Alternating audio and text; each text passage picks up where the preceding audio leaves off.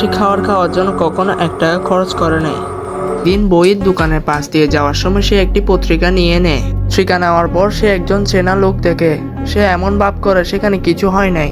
তারপর সে আরামে কেটে পড়ে এবং সেখান থেকে একটি রেস্টুরেন্টে গিয়ে ওঠে। পিটার এদিক তাকাতে সে একটি কফি তুলে নেয় এবং আরামে খেতে থাকে। পিটার যাওয়ার সময় সেখান থেকে একটি বড় নাস্তা নিয়ে ফেলে এবং সে আরামে খেতে থাকে। এইভাবে তার প্রতিদিনের নাস্তা শেষ হয়। সেখান থেকে সে একটি সুপার শপে গিয়ে ওঠে এবং সেখানে একটি মহিলার ব্যাগে কিছু টুথব্রাশ ঢুকিয়ে দেয়। ও সুযোগ পেয়ে একটি বোতল নিয়ে একটি মায়ের বেবি ঝুলনায় ঢুকিয়ে দেয়। তারপর বাচ্চাদের জুতা নিয়ে ভদ্রলোকের পকেটে ঢুকিয়ে দেয়। সে এখানেও না থেমে সেলম্যানের চুলের ভিতরে একটি হেয়ার ব্যান্ড ঢুকিয়ে দিল। ফোনে তার গোছানো হয়ে গেছিল, তার কাপড় ফুল হয়ে গেছে। সে একটি 2 টাকা চুইংগাম নিয়ে সেটির দাম ঠিক করতে চায়। যখন সেই মহিলাটি বের হচ্ছিল তখন অ্যালার্ম বেজে ওঠে। লোকটির পকেটে জুতা ছিল, তারও অ্যালার্ম বেজে ওঠে।